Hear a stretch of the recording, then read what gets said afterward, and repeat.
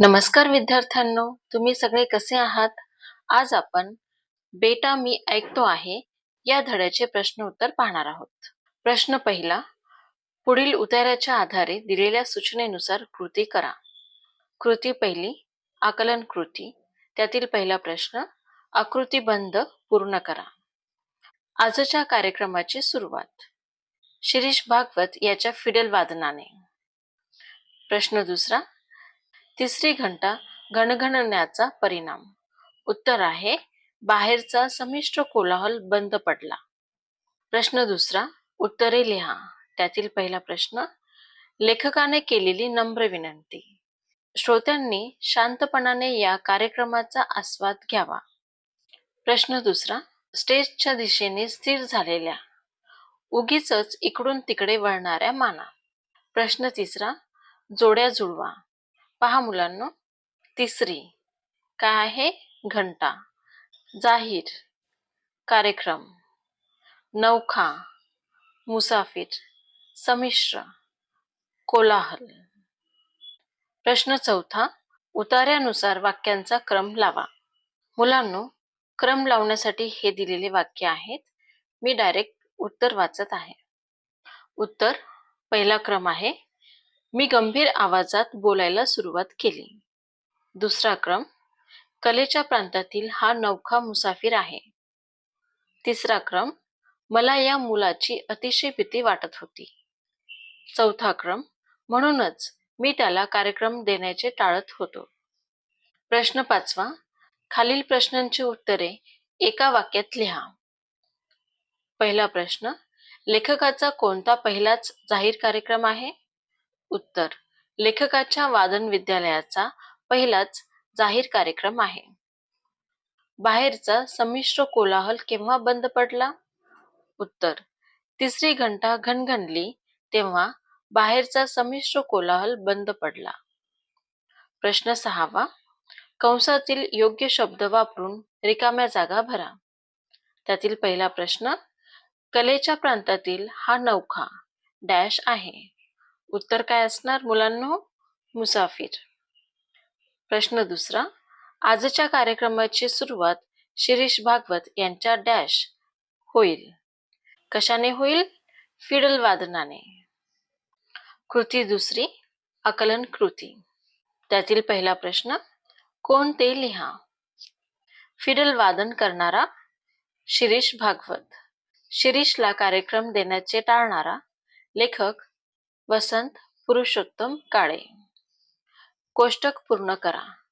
लेखकाने अशा आवाजात बोलायला सुरुवात केली.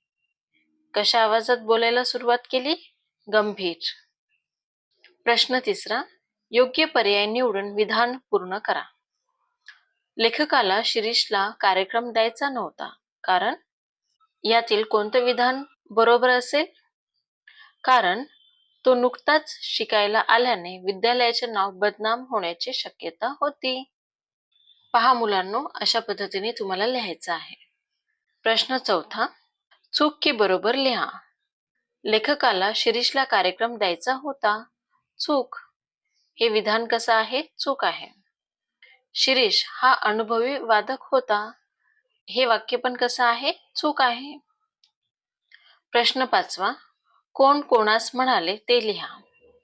सभ्य स्त्री पुरुष हो, माझ्या वादन विद्यालयाचा हा पहिलाच जाहीर कार्यक्रम आहे. कोण म्हणाले? लेखक.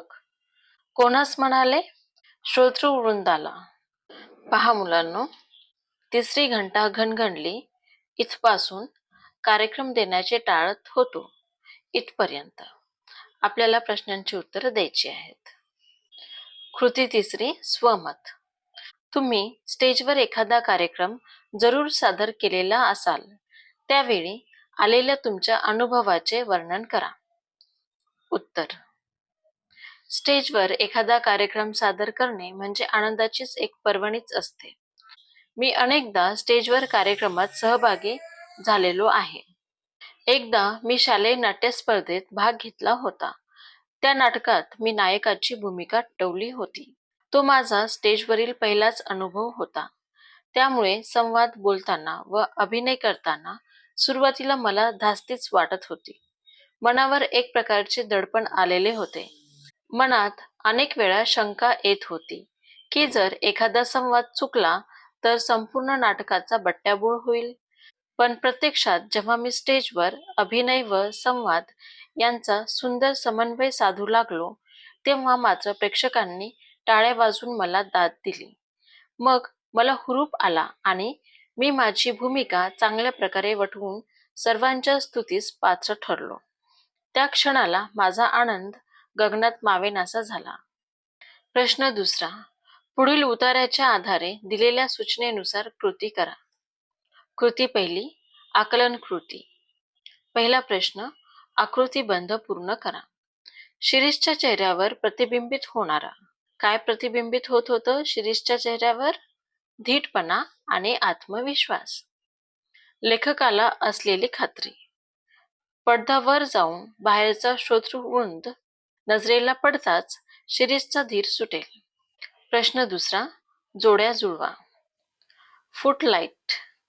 झगझगीत प्रकाश. मन. चलबिचल. डोळे मिटवून. ध्यान. चेहऱ्यावरचा आत्मविश्वास. प्रतिबिंबित. प्रश्न तिसरा. उतार्यानुसार घटनांचा क्रम लावा. मुलांनो, इथे पण मी डायरेक्ट उत्तर वाचत आहे. पहिला क्रम आहे, चेहऱ्यावर धीटपणा व आत्मविश्वास पुरेपूर प्रतिबिंबित झाला. दुसरा क्रम, फुटलाईटचा झगझगीत प्रकाश डोळ्यांवर पडताच शिरीषने डोळे मिटवून घेतले. क्रम तिसरा, तंबोऱ्याचा धीर गंभीर आवाज घुमू लागला. क्रम चौथा, हलकेच त्याने षडज लावला. प्रश्न चौथा, खालील प्रश्नांची उत्तरे एका वाक्यात लिहा.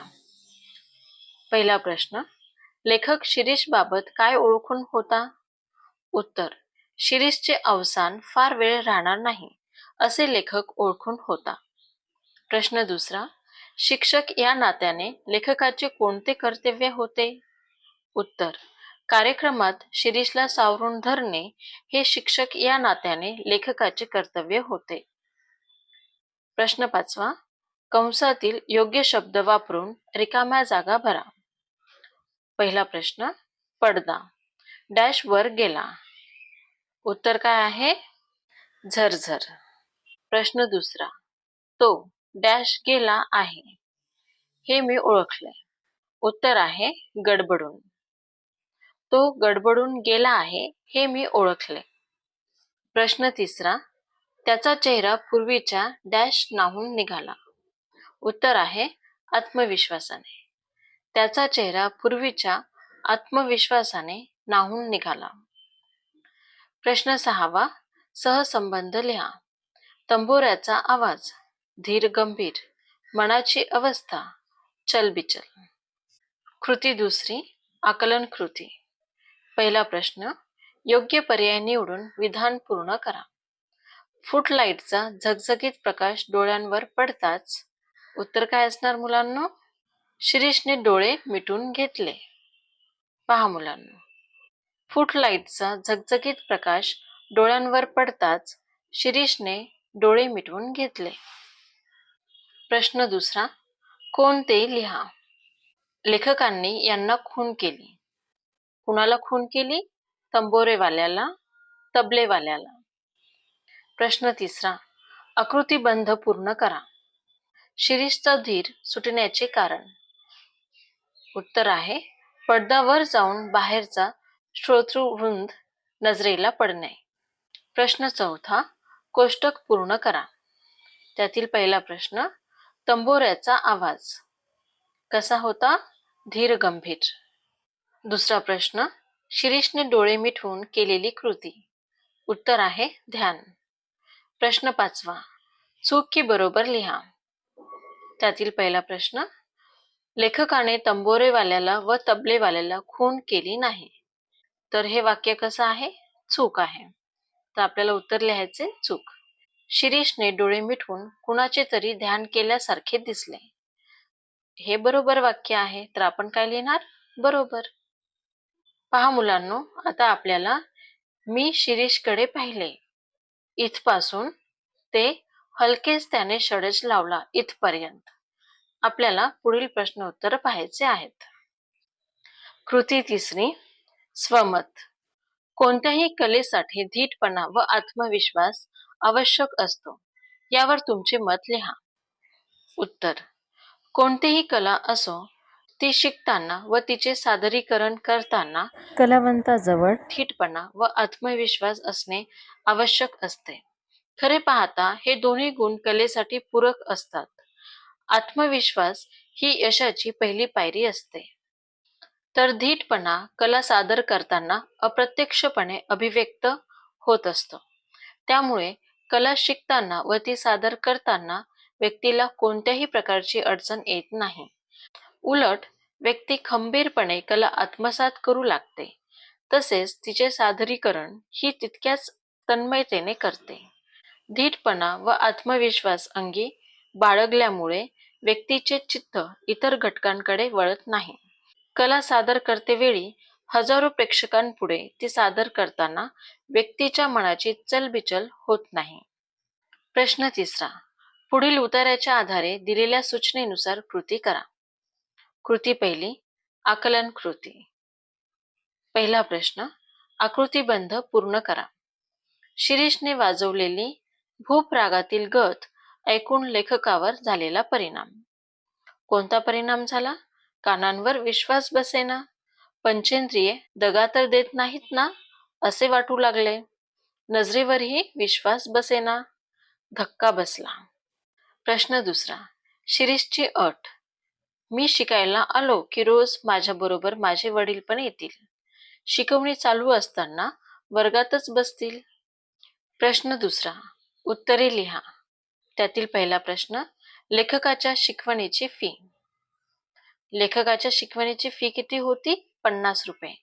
6 महिन्यापूर्वी विद्यालयात आलेला विद्यार्थी. कोण? शिरीष भागवत. प्रश्न तिसरा, उतार्यानुसार वाक्यांचा क्रम लावा. पहा मुलांनो, इथेही मी डायरेक्ट उत्तर वाचत आहे.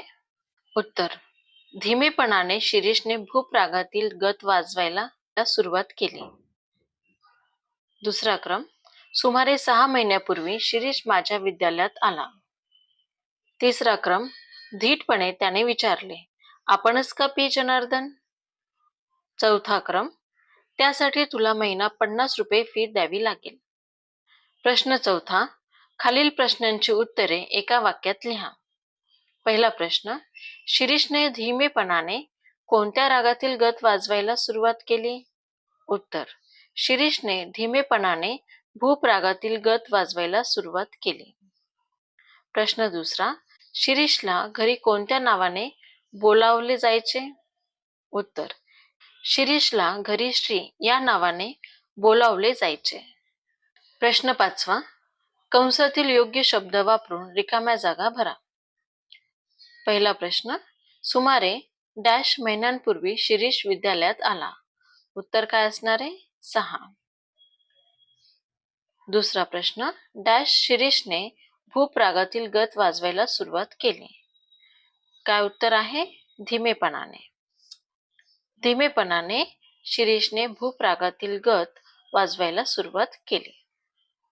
प्रश्न 6वा, सहसंबंध लिहा. कानांवर विश्वास, पंचेंद्रिये दगा. कृती दुसरी, आकलन कृती. त्यातील पहिला प्रश्न, योग्य पर्याय निवडून खालील विधान पूर्ण करा. तुझ्या अटी एकदम मान्य. यापुढील विधान कोणतं आहे मुलांनो? पण त्यासाठी तुला महिना 50 रुपये फी द्यावी लागेल. पहा मुलांनो, उत्तर तुम्हाला असं पूर्ण लिहायचं आहे. तुझ्या अटी एकदम मान्य, पण त्यासाठी तुला महिना 50 रुपये फी द्यावी लागेल. प्रश्न दुसरा, कोण ते लिहा. गाण्याची आवड असणारा शिरीष. प्रश्न तिसरा, आकृतीबंध पूर्ण करा. शिरीषने लेखकाला दिलेले चमत्कारिक उत्तर. माझ्यापेक्षा माझ्या वडिलांना मी शिकलेले फार आवडेल. प्रश्न चौथा, चूक की बरोबर लिहा. शिरीषला शिकविण्याची लेखकाची अजिबात इच्छा नव्हती. चूक. दुसरा प्रश्न, लेखकाला शिरीषचा राग आला. बरोबर. शिरीषने मल्हार रागातील गत वाजवायला सुरुवात केली. चूक. प्रश्न 5. कोण कोणास म्हणाले ते लिहा. आपणच का पी जनार्दन? कोण म्हणाले? शिरीष. कोणास म्हणाले? लेखकाला. तुला गाण्याची आवड आहे तर? कोण म्हणाले? लेखक. कोणास म्हणाले? शिरीषला. पहा मुलांनो, एका 10 ते 12 वर्षाच्या इथपासून ते 50 रुपये फी द्यावी लागेल इथपर्यंत आपण आता प्रश्न उत्तरे पाहणार आहोत.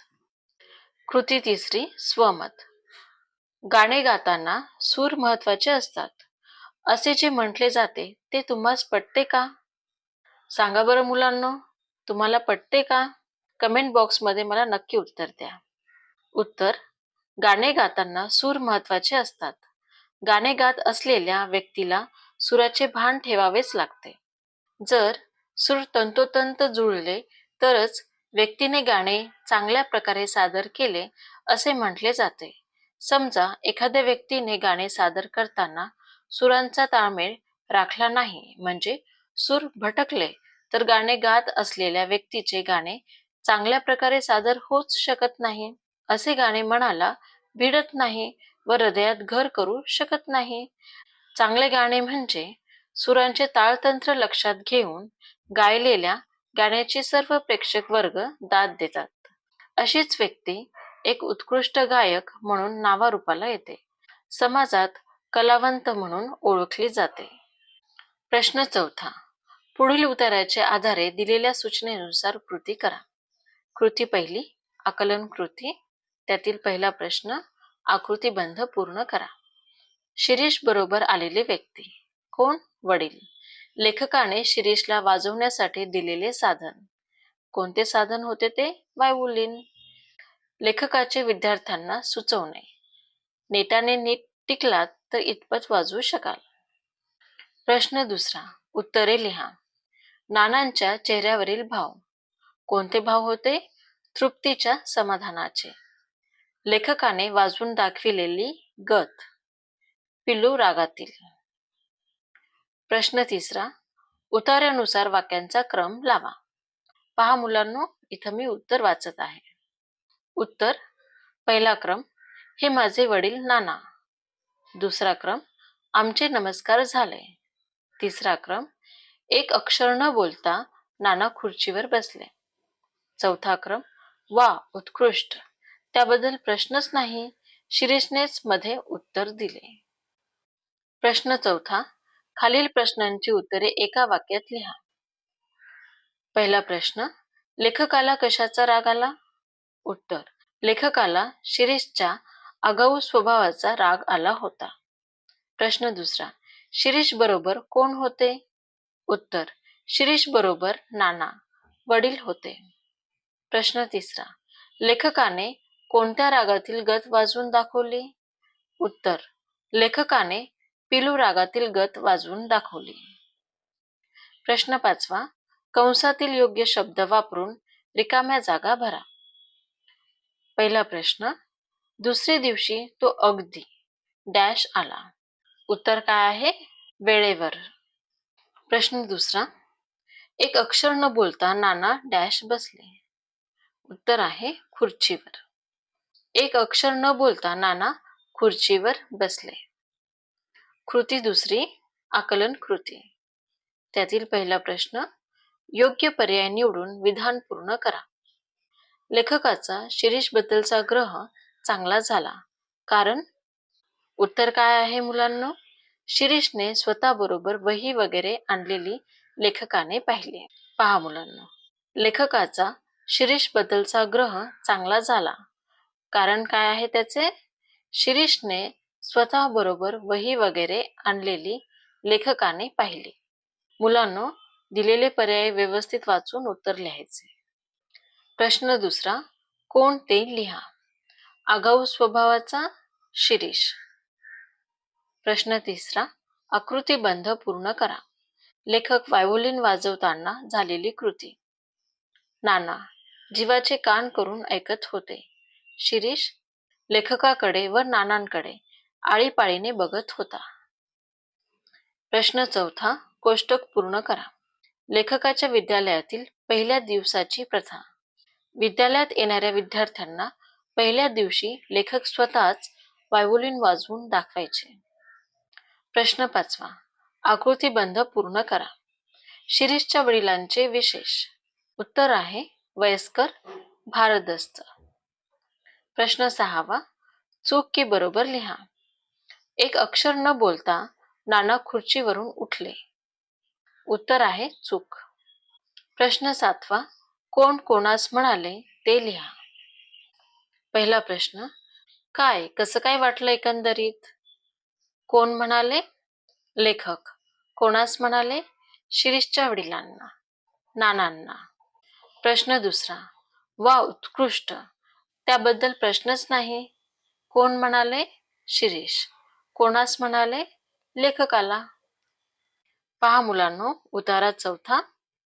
कबूल, उद्यापासून मी येतो. इथपासून आगाऊ स्वभावाचा राग आला इथपर्यंत. आता आपण प्रश्नांची उत्तरं देऊ. कृती तिसरी, स्वमत. एखाद्याचा स्वभाव आगाऊ असतो म्हणजे कसा, हे तुमच्या शब्दात सांगा. उत्तर, आगाऊ म्हणजे थोडासा उद्धटपणा. असा स्वभाव असलेली व्यक्ती स्वभावाने बिनधास्त असते. कधीही कोणाला न घाबरता प्रश्न विचारणे हा तिचा स्वभाव असतो. अशी व्यक्ती इतरांशी बोलताना स्पष्टपणे आपले विचार व्यक्त करते. आपल्या समोरील व्यक्ती आपल्यापेक्षा वयाने छोटी आहे की मोठी हे सुद्धा ती पाहत नाही व आपले मत त्यांच्या समोर स्पष्टपणे व्यक्त करते. अशा व्यक्तींशी जर कोणी थोडाफार आवाज चढवून बोलले तर अशा स्वभावाच्या व्यक्तींना फारच राग येतो व मग आपल्याशी आवाज चढवून बोलत असलेल्या व्यक्तींचा पाण उतारा केल्याशिवाय ती गप्प राहूच शकत नाही. प्रश्न पाचवा, पुढील उतार्याच्या आधारे दिलेल्या सूचनेनुसार कृती करा. कृती पहिली, आकलन कृती. त्यातील पहिला प्रश्न, आकृतीबंध पूर्ण करा. विद्यालयाच्या कार्यक्रमात शिरीषला कार्यक्रम मिळणार हे ऐकल्यावर लेखकाला अपेक्षित काय होते? शिरीषला अत्यानंद होईल. शिरीषची प्रतिक्रिया कशी होती? चेहऱ्यावर आनंदाच्या काहीही भावना दिसल्या नाहीत.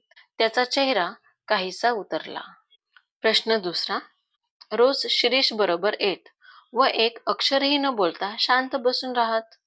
कोण? वडील. शिरीषचे वडील. प्रश्न दुसरा, कोण ते लिहा. त्यातील पहिला प्रश्न, भोचकपणे उत्तर देणारा. कोण? शिरीष. शिरीष बरोबर रोज यायचे. कोण? नाना म्हणजे त्याचे वडील. प्रश्न तिसरा, उतार्यानुसार वाक्यांचा क्रम लावा. पहा मुलांनो, ह्या प्रश्नाचे उत्तर आहे पहिला क्रम, ते कौतुकाच्या नजरेने त्याच्याकडे पाहत होते. दुसरा क्रम, शिरीषला अत्यानंद होईल अशी कल्पना होती. प्रश्न तिसरा, त्याचा चेहरा काहीसा उतरला. प्रश्न चौथा, माझ्यापेक्षा नानांना त्याचा आनंद जास्त होईल. प्रश्न चौथा, खालील प्रश्नांची उत्तरे एका वाक्यात लिहा. पहिला प्रश्न, नाना कोणाला दम भरतील असे लेखकाला वाटत होते? उत्तर, नाना शिरीषला दम भरतील असे लेखकाला वाटत होते. प्रश्न दुसरा, नाना शिरीषकडे कोणत्या नजरेने पाहत होते? उत्तर, नाना शिरीषकडे कौतुकाच्या नजरेने पाहत होते. प्रश्न पाचवा, कंसातील योग्य शब्द वापरून रिकाम्या जागा भरा. पहिला प्रश्न, नियमितपणे रोज डॅश जोडी येऊ लागली. उत्तर आहे पिता पुत्राची. प्रश्न दुसरा, हा हा म्हणता डॅश महिने निघून गेले. उत्तर आहे 3. प्रश्न सहावा, सहसंबंध लिहा. आकलन शक्ती, दांडगे, ठाशू स्वरूपाचे. उत्तर. कृती दुसरी, आकलन कृती. त्यातील पहिला प्रश्न, योग्य पर्याय निवडून विधाने पूर्ण करा. पहिला प्रश्न, लेखकाच्या सर्व विद्यार्थ्यात त्याची आकलन शक्ती फारच दांडगी होती. प्रश्न दुसरा, लेखकाने आपल्या विद्यालयाच्या प्रथम कार्यक्रमात आपण डॅश. उत्तर आहे शिरीषला कार्यक्रम द्यायचा असा निश्चय केला. पहा मुलांनो, या पद्धतीने तुम्हाला उत्तर लिहायचे आहे. प्रश्न दुसरा, आकृतीबंध पूर्ण करा. शिरीष, वायोलिन वाजवताना हात कसा होता? हलका. आकलन शक्ती कशी होती? दांडगी. प्रश्न तिसरा, चूक की बरोबर लिहा. पहिला प्रश्न, गंभीर आवाजात थाशीव स्वरूपाचे उत्तर आले. उत्तर आहे बरोबर. प्रश्न दुसरा, माझ्यापेक्षा नानांना त्याचे दुःख जास्त होईल. तर हे वाक्य चुकीचं आहे, म्हणून आपण उत्तर लिहिणार चूक. प्रश्न तिसरा, लेखक नानांशी बोलत नसत. उत्तर आहे बरोबर. प्रश्न चौथा, कोण कोणास म्हणाले ते लिहा. पहिला प्रश्न, शिरीष, अशीच प्रगती कायम राहू दे. कोण म्हणाले? लेखक. कोणास म्हणाले? शिरीषला. दुसरा प्रश्न, आपण कुठं असता कामाला? कोण म्हणाले? शिरीष. कोणास म्हणाले? लेखकाला. आता आपण पाहू, आपण कुठे असता इथपासून त्याचा आनंद जास्त होईल इथपर्यंत पुढील प्रश्न उत्तर पाहूया. कृती तिसरी, स्वमत. मुलांच्या कर्तृत्वाचे त्यांच्यापेक्षा त्यांच्या पालकांनाच अधिक कौतुक वाटते असे जे म्हटले जाते ते तुम्हास पटते का? उत्तर, मुलांच्या कर्तृत्वाचे त्यांच्यापेक्षा त्यांच्या पालकांनाच अधिक कौतुक वाटते असे जे म्हटले जाते ते मला 100% पटते. प्रत्येक आईवडील आपल्या मुलांना लहानाचे मोठे करतात, त्यांना शिक्षण देतात. प्रत्येक आईवडिलांचे स्वप्न असते की आपल्या लाडक्याने मोठे होऊन आपल्या घराचे, समाजाचे व देशाचे नाव मोठे करावे. जेव्हा मुले परीक्षेत प्रथम येतात, डॉक्टर किंवा अभियंता होतात, तेव्हा त्यांच्या आईबाबांना ब्रह्मानंद झाल्याशिवाय राहत नाही. मुलांपेक्षा त्यांनाच अधिक कौतुक वाटते. त्यांच्या मुलांनी आयुष्यात मिळवलेले यश हे त्यांनी आयुष्यभर कष्ट करून मिळविलेल्या तपाचे फळ असते. म्हणून मुलांच्या कर्तृत्वाचे त्यांच्यापेक्षा त्यांच्या पालकांनाच अधिक कौतुक वाटते असे जे म्हटले जाते ते अगदी योग्यच आहे. प्रश्न 6वा, पुढील उतार्याच्या आधारे दिलेल्या सूचनेनुसार कृती करा. कृती पहिली, आकलन कृती. त्यातील पहिला प्रश्न, आकृतीबंध पूर्ण करा. लेखकाला प्रश्नाचे उत्तर सापडेना. प्रत्येक वेळी शिरीष नानांचे नाव का घेतो? नाना अगदी रोज त्याच्याबरोबर येतात. प्रश्न दुसरा, उत्तरे लिहा. शिरीष न येण्याचे कारण. नाना आजारी होते. लेखक बेचैन झाला होता शिरीषच्या आठवणीने. प्रश्न तिसरा, उतार्यानुसार वाक्यांचा क्रम लावा. पहा मुलांनो, मी इथे डायरेक्ट उत्तर वाचत आहे. उत्तर, पहिला क्रम, दुसऱ्या दिवशी सुद्धा शिरीष आला नाही. दुसरा क्रम, नाना आजारी असल्यामुळे शिरीष येऊ शकणार नाही. तिसरा क्रम, समारंभाचा दिवस उगवला. चौथा क्रम, मी जरा स्वस्थ बसतो न बसतो तोच दारात शिरीष उभा. प्रश्न चौथा, खालील प्रश्नांची उत्तरे एका वाक्यात लिहा. पहिला प्रश्न, लेखकाच्या मनात वरचेवर कोणती शंका येत असे? उत्तर, नाना जवळ असताना शिरीष मोकळ्या मनाने वायोलिन वाजवत नसावा अशी शंका लेखकाच्या मनात वरचेवर येत असे. प्रश्न दुसरा, शिरीषच्या आठवणीने कोण बेचैन झाले होते? उत्तर, शिरीषच्या आठवणीने लेखक बेचैन झाला होता. प्रश्न पाचवा, कंसातील योग्य शब्द वापरून रिकाम्या जागा भरा. पहिला प्रश्न, मी जरा स्वस्थ बसतो न बसतो तोच दारात डॅश उभा. कोण उभा? शिरीष. प्रश्न दुसरा, डॅश गेले आणि प्रत्येक वेळी मिळणाऱ्या शिरीषच्या तरेवाईक उत्तराचे आश्चर्य करीत मी बसलो. उत्तर आहे पिता पुत्र. उत्तर आहे पिता पुत्र. कृती दुसरी, आकलन कृती. प्रश्न पहिला, योग्य पर्याय निवडून विधान पूर्ण करा. याशिवाय आणखीन एक शंका लेखकाच्या मनात वरचेवर येत असे, ती म्हणजे, उत्तर काय आहे मुलांनो? नानाजवळ असताना शिरीष मोकळ्या मनाने व्हायोलिन वाजवत नाही. या पद्धतीने तुम्हाला उत्तर लिहायचे आहे. याशिवाय आणखीन एक शंका लेखकाच्या मनात वरचेवर येत असे. ती म्हणजे नाना जवळ असताना शिरीष मोकळ्या मनाने व्हायोलिन वाजवत नाही. प्रश्न दुसरा. कोण ते लिहा. आजारी होते नाना. आठवणीने बेचैन होता लेखक. प्रश्न तिसरा. आकृतीबंध पूर्ण करा. शिरीषचा पहिला खाडा. लेखकाने करून घेतलेले समाधान. नसेल एखाद वेळेस जमले. प्रश्न दुसरा. 16व्या दिवशी एक माणूस घेऊन आला. काय घेऊन आला? निरोप आणि फीचे पैसे. प्रश्न चौथा. चूक की बरोबर लिहा. त्याचा हा पहिला खाडा. नसेल एखाद वेळेस जमले. उत्तर आहे बरोबर. नाना ठणठणीत असल्यामुळे शिरीष येऊ शकणार नाही. उत्तर आहे चूक. हे वाक्य बरोबर आहे का? नाही. हे वाक्य चुकीचं आहे, म्हणून आपण काय लिहिणार? चूक. आता पहा मुलांनो, पिता पुत्र गेले आणि प्रत्येक वेळी इथपासून ते दारात शिरीष उभा इथपर्यंत पुढील प्रश्नांची उत्तरं आपण देऊ. कृती तिसरी. स्वमत. ऐन कार्यक्रमाच्या दिवशी तुमच्याबरोबर कार्यक्रमात भाग घेतलेला तुमचा मित्र गैरहजर राहिल्यास तुमची मनस्थिती कशी होईल? उत्तर. समजा मी एखाद्या संगीत नाटकात भाग घेतलेला आहे व माझ्याबरोबर माझ्या मित्रानेही त्यात भाग घेतलेला आहे. गेल्या महिनाभर आम्ही त्यासाठी पूर्वतयारी केलेली आहे. ऐन नाटकाच्या दिवशी काही कारणास्तव तो नाटकाला हजर राहू शकणार नाही. हे समजताच माझे तारांबळ उडेल. नाटक सादर कसे करायचे? तसेच गैरहजर राहिलेल्या मित्राचे संवाद अगदी ऐनवेळी कोण पाठ करणार? असे अनेक प्रश्न मनात निर्माण होतील. कार्यक्रम सूचीतून नाटक रद्द करण्याशिवाय दुसरा मार्गच राहणार नाही. गेल्या महिनाभर वेळ काढून केलेल्या तयारीला काहीच अर्थ उरणार नाही. त्यामुळे मन खिन्न व उदास होईल. प्रश्न 7वा.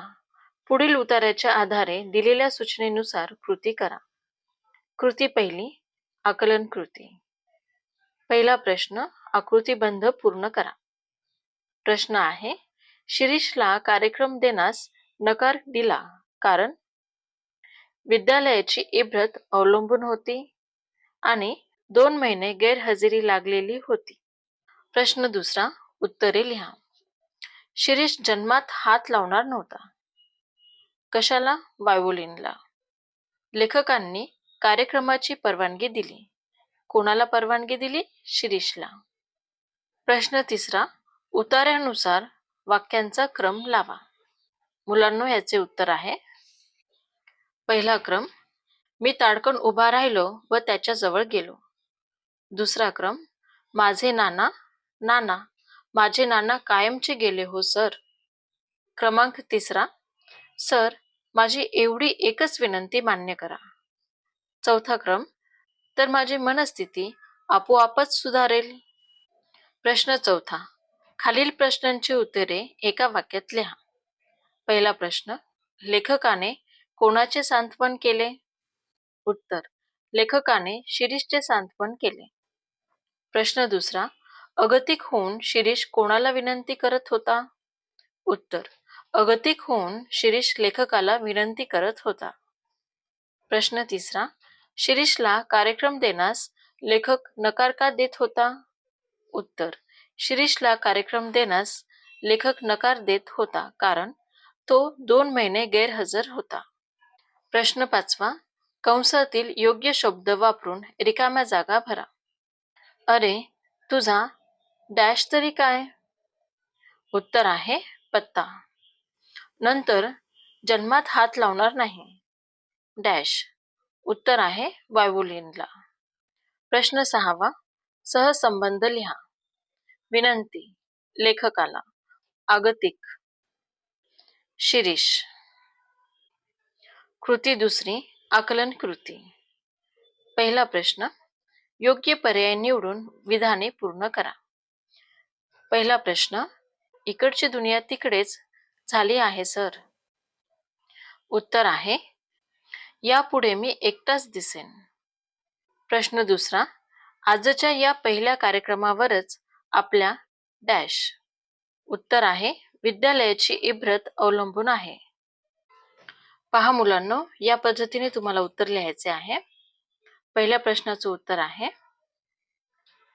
इकडची दुनिया तिकडेच झाली आहे सर, यापुढे मी एकटाच दिसेन. दुसऱ्या प्रश्नाचे उत्तर आहे, आजच्या या पहिल्या कार्यक्रमावरच आपल्या विद्यालयाची इब्रत अवलंबून आहे. प्रश्न दुसरा, आकृतीबंध पूर्ण करा. शिरीषने लेखकाला दिलेला विश्वास. कोणता विश्वास दिला होता? कार्यक्रमाला परवानगी दिलीत तर माझी मनस्थिती आपोआपच सुधारेल. प्रश्न तिसरा, कोण कोणास म्हणाले ते लिहा. इकडची दुनिया तिकडेच झाली आहे सर. कोण म्हणाले? शिरीष. कोणास म्हणाले? लेखकाला. प्रश्न दुसरा, अरे तुझा पत्ता तरी काय? कोण म्हणाले? लेखक. कोणास म्हणाले? शिरीषला. आता पहा मुलांनो, मी ताडकन उभा राहिलो. इथपासून कार्यक्रम त्याचा ठेवावा असेच मी ठरवले. इथपर्यंत प्रश्न उत्तर पाहूया. कृती तिसरी, स्वमत. तुम्ही शिरीषच्या जागी असता तर तुम्ही काय केले असते ते थोडक्यात सांगा. उत्तर, मी जर शिरीषच्या जागी असतो तर कार्यक्रमाला गेलो असतो.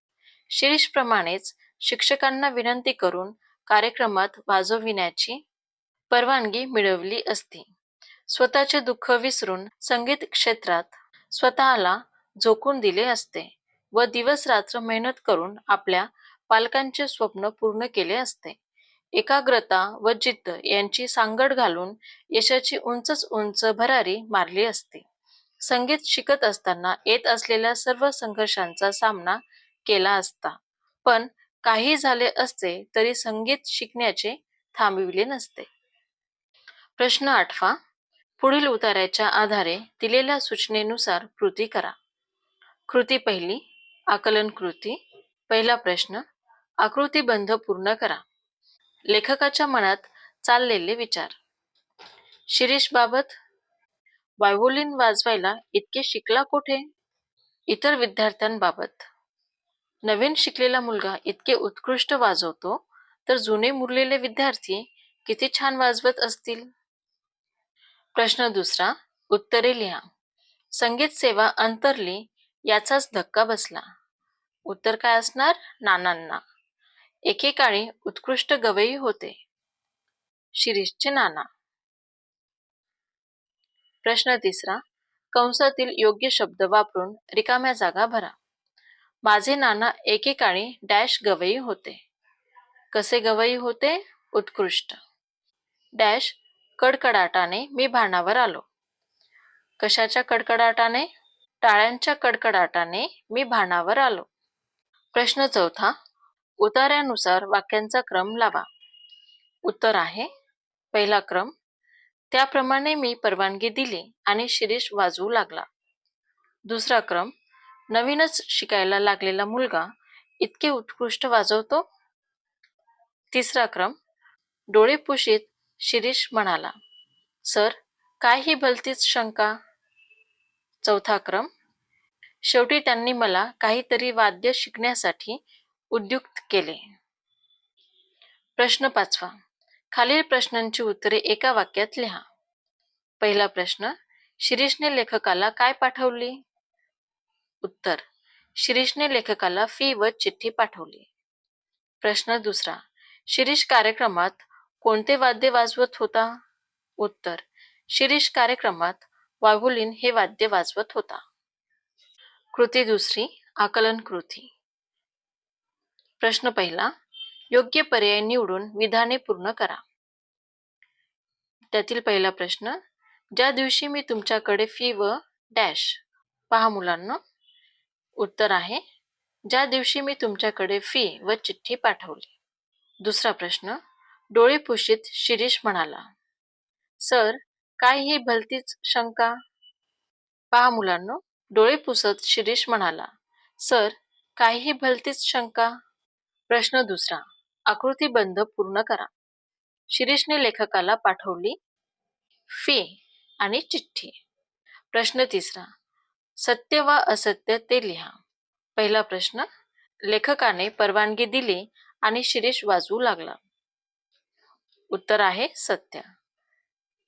माझे नाना उत्कृष्ट खेळाडू होते. खेळाडू होते का शिरीषचे नाना? नाही. तर याचं उत्तर काय असणार? असत्य. नानांनी शिरीषला वाद्य शिकण्यासाठी उद्युक्त केले. उत्तर आहे सत्य. प्रश्न चौथा. कोण कोणास म्हणाले ते लिहा. तुम्हाला कदाचित माहीत असेल किंवा नसेलही, माझे नाना एकेकाळी उत्कृष्ट गवई होते. कोण म्हणाले? शिरीष. कोणास म्हणाले? लेखकाला. पहा मुलांनो, त्याप्रमाणे मी परवानगी दिली. इथपासून ते वाद्य शिकवण्यासाठी उद्युक्त केले इथपर्यंत पुढील प्रश्न उत्तरे पाहू. कृती तिसरी. स्वमत. शिरीषची भूमिका तुम्हाला कोणता संदेश देते ते तुमच्या शब्दात लिहा. उत्तर. शिरीष हा 10-12 वर्षाचा मुलगा. त्याचे वडील एकेकाळी उत्कृष्ट गवई होते, पण एका जबर अपघातामुळे ते पूर्णपणे बहिरे झाले. बहिरेपणामुळे त्यांची संगीत सेवा अंतरली. शिरीषने संगीत शिकून त्यात प्रावीण्य मिळवावे अशी त्यांची तीव्र इच्छा होती. वडिलांच्या सौख्यासाठी शिरीषने अखंडपणे संगीत कलेची साधना केली. वडिलांच्या निधनानंतरही लोकनिंदेची पर्वा न करता त्या कठीण परिस्थितीतही त्याने आपले ध्येय गाठले. शिरीषच्या या खंबीर भूमिकेतून आपल्याला असा संदेश मिळतो की आपणही आपल्या जीवनात कितीही मोठी संकटे आली तरी न डगमगता धैर्याने परिस्थितीशी सामना केला पाहिजे. कष्टाने सातत्याने आपल्या ध्येयाचा पाठपुरावा केला पाहिजे. ध्येयपूर्तीसाठी धडपड केली पाहिजे. प्रश्न 9. पुढील उतार्याच्या आधारे दिलेल्या सूचनेनुसार कृती करा. कृती पहिली. आकलन कृती. पहिला प्रश्न. आकृतीबंध पूर्ण करा. बाहुलीन वाजवण्यात शिरीषने दाखवले कौशल्य आणि प्रगती. शिरीषने ठरवले. नाना गेले तो दिवस. संगीत बंद. दुसरा क्षण. बाहुलीन वाजवायला सुरुवात. प्रश्न दुसरा. उत्तरे लिहा. शिरीषला खेद वाटायचा. कशाचा खेद वाटायचा? नानांना ऐकायला येत नव्हतं. लोकांच्या निंदेकडे लक्ष न देता शिरीष बाहुलीन वाजवू लागला. प्रश्न तिसरा. उतार्यानुसार वाक्यांचा क्रम लावा. उत्तर. नाना रोज शिरीष बरोबर येत होते. दुसरा क्रम. शिरीषला नानांसमोर मोकळेपणा वाटत नव्हता. तिसरा क्रम. बेटा वाजव, मी ऐकतो आहे. चौथा क्रम. शिरीष गप्प बसला आणि मी बोलू शकत नव्हतो. प्रश्न चौथा. खालील प्रश्नांची उत्तरे एका वाक्यात लिहा. पहिला प्रश्न. शिरीष किती तास सराव करत होता? उत्तर. शिरीष 24 तास सराव करत होता. प्रश्न दुसरा. ताना व सूर कोण सांगत आहेत असा भास शिरीषला व्हायचा? उत्तर. ताना व सूर नाना सांगत आहेत असा भास शिरीषला व्हायचा. प्रश्न तिसरा. शिरीषने डोळे मिटवून घेताच नाना काय म्हणाले? उत्तर. बेटा वाजव, मी ऐकतो आहे, असे नाना म्हणाले. शिरीषने डोळे मिटवून घेताच नाना काय म्हणाले? उत्तर. बेटा वाजव, मी ऐकतो आहे, असे नाना म्हणाले. प्रश्न 5. कंसातील योग्य शब्द वापरून रिकाम्या जागा भरा. डोळ्यांसमोर डॅश नव्हते. डॅश नव्हते. कोणी नव्हते? उत्तर आहे. डोळ्यांसमोर प्रेक्षक नव्हते. थिएटर नव्हते. कोणी नव्हते. दुसरा प्रश्न. डॅश गप्प बसला आणि मी काहीच बोलू शकत नव्हतो. शिरीष गप्प बसला आणि मी काहीच बोलू शकत नव्हतो. कृती दुसरी. आकलन कृती. पहिला प्रश्न. योग्य पर्याय निवडून विधाने पूर्ण करा. 24 तास एकच उद्योग. उत्तर आहे एकच ध्यास. प्रश्न दुसरा. ज्या दिवशी नाना गेले त्याच दिवशी मी ठरवले की. उत्तर आहे संगीत बंद. पहा मुलांनो, पहिल्या प्रश्नाचं उत्तर, 24 तास एकच उद्योग, एकच ध्यास. दुसऱ्या प्रश्नाचं उत्तर, ज्या दिवशी नाना गेले त्याच दिवशी मी ठरवले की संगीत बंद. प्रश्न दुसरा, आकृतीबंध पूर्ण करा. शिरीष डोळ्यांसमोर. उत्तर आहे, प्रेक्षक नव्हते, थिएटर नव्हते. प्रश्न तिसरा, सत्य वा असत्य ते लिहा. पहिला प्रश्न त्यातील, आज कार्यक्रमाच्या सुरुवातीला एवढे लोक पाहून शिरीष गडबडून गेला होता. उत्तर आहे सत्य. दुसरा प्रश्न, 12 तास एकच उद्योग, एकच ध्यास. उत्तर असत्य. कधीही आपण प्रश्न उत्तरे देताना प्रश्न व्यवस्थित वाचूनच उत्तर द्यायचे. प्रश्न चौथा, कोण कोणास म्हणाले ते लिहा. बेटा वाजव, मी ऐकतो आहे. कोण म्हणाले? नाना. कोणास म्हणाले? शिरीषला.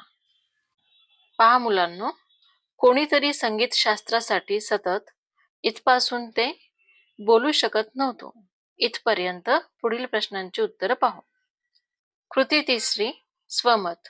संगीत शास्त्राची प्रेरणा ज्यास मिळते त्याचे भाग्य सुखासमाधानात न्हाऊन निघते. या कथनावर तुमचे विचार स्पष्ट करा. उत्तर, संगीतशास्त्र ही जीवनोपयोगी कला आहे. सूर, ताल व लय यांचा मिलाप त्यात आहे. संगीतशास्त्र शिकणे हे कोणाचेही काम नाही. हे शास्त्र शिकण्यासाठी कठोर मेहनतीची गरज असते. लता मंगेशकर, आशा भोसले, मोहम्मद रफी, किशोर कुमार, भीमसेन जोशी अशा अनेक दिग्गजांनी संगीतशास्त्रात नाव कमावलेले आहे. त्यांना देखील संगीतशास्त्राची प्रेरणा त्यांच्या गुरूपासूनच लाभलेली आहे. त्यांच्या गुरूंची त्यांच्यावर असलेली कृपा हीच त्यांना मिळालेली प्रेरणा होय. त्यामुळेच त्यांचे आयुष्य सुखासमाधानात न्हाऊन निघालेले आहे. पाठाखालील स्वाध्याय. पहिला प्रश्न, सत्यविधान ओळखा. लेखकांना शिरीषला कार्यक्रम द्यायचा नव्हता, कारण? उत्तर काय आहे मुलांनो? नुकताच शिकायला आल्याने विद्यालयाचे नाव बदनाम होण्याची शक्यता होती. प्रश्न दुसरा, लेखकांना आजपर्यंत बसला नव्हता एवढा धक्का बसला, कारण? मात्रेचाही फरक न करता शिरीष वाजवत होता. प्रश्न दुसरा, आकृतीबंध पूर्ण करा. शिरीषची स्वभाव वैशिष्ट्ये. हुशार, धीट, आत्मविश्वासू, आगाऊ. प्रश्न तिसरा, जोड्या जुळवा. पुढील 2 चौकटीतील शब्दांचा सहसंबंध ओळखून जोड्या लावा. पाठातील असे शब्द शोधा. पहा मुलांनो उत्तर, धीट, भित्रा, हजर, गैरहजर, सुंदर, कुरूप, स्तुती, निंदा. प्रश्न चौथा, खालील परिणामाबाबतच्या घटना लिहा. वडिलांच्या चेहऱ्यावर तृप्तीचे समाधान होते. उत्तर आहे, लेखकाने सुमारे 20-1 मिनिटे पिलू रागातील एक गत वाजवून दाखवली. त्यावेळेस वडिलांच्या चेहऱ्यावर तृप्तीचे समाधान आले होते. पहा मुलांनो दुसरा प्रश्न, शिरीषला वारंवार खेद वाटायचा. कशामुळे खेद वाटायचा? नानांना काहीच ऐकू येत नव्हते, म्हणून शिरीषला वारंवार खेद वाटायचा. प्रश्न पाचवा, खालील वाक्यात अधोरेखित शब्दांऐवजी पाठात आलेले योग्य वाक्प्रचार शोधून वाक्य पुन्हा लिहा. पहिला प्रश्न, वर्गातील विद्यार्थ्यांनी शिक्षकांचे शिकवणे लक्षपूर्वक ऐकले पाहिजे. तर याऐवजी आपल्याला काय करायचे? पाठातील वाक्प्रचार शोधून लिहायचा आहे.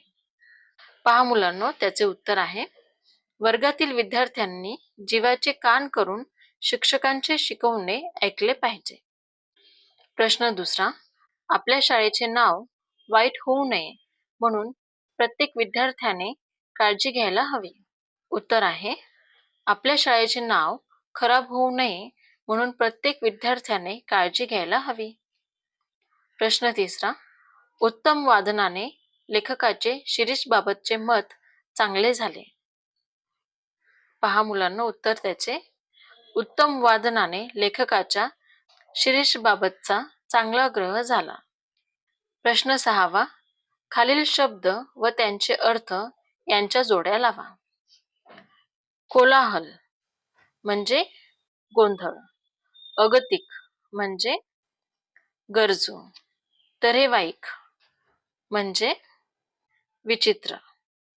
मुसाफिर म्हणजेच प्रवासी. उद्युक्त म्हणजेच प्रेरित. प्रश्न 7वा, स्वमत. पहिला प्रश्न, शिरीषमधील तुम्हाला समजलेली गुणवैशिष्ट्ये सोदाहरण स्पष्ट करा. उत्तर, वडिलांच्या सुखासाठी धडपडणारा शिरीष हा 10-12 वर्षाचा मुलगा होता. वयाच्या मानाने परिस्थितीमुळे शिरीषला लवकरच शहाणपण आले होते. शिरीषच्या वडिलांचे संगीत कलेवर जीवापाड प्रेम होते. ते उत्कृष्ट गवई होते. परंतु एका अपघातामुळे ते पूर्ण बहिरे झाले. त्यांची संगीत सेवा अंतरली. याचे त्यांना दुःख झाले. त्यामुळे वडिलांना सुख मिळावे याकरता शिरीषने संगीत कला शिकण्याचा निर्णय घेतला. शिरीषची आकलन शक्ती इतकी दांडगी होती की त्याने पहिल्या 3 महिन्यातच आपली प्रगती व कौशल्य दाखवून दिले. तो शिकवणीला न चुकता वेळेवर जात असे. यावरून त्याचा नियमितपणा व वक्तशीरपणा दिसून येतो. त्याला आपल्या वडिलांविषयी आदर व प्रेम होते. वडिलांच्या आजारपणाच्या काळात त्यांच्यासोबत राहून त्याने त्यांची सेवा केली. संगीत कलेची साधना केली. वडिलांच्या निधनानंतर ताबडतोब शिकवणीचे पैसे पाठवून दिले. या प्रसंगावरून त्याचा प्रामाणिकपणा दिसून येतो. वडील गेल्यावर तो फार दुःखी झाला, पण मन घट्ट करून तो परिस्थितीला सामोरा गेला. लोकनिंदेकडे लक्ष न देता नानांना स्मरून अखंडपणे संगीताचा ध्यास घेतला. अहोरात्र सराव केला.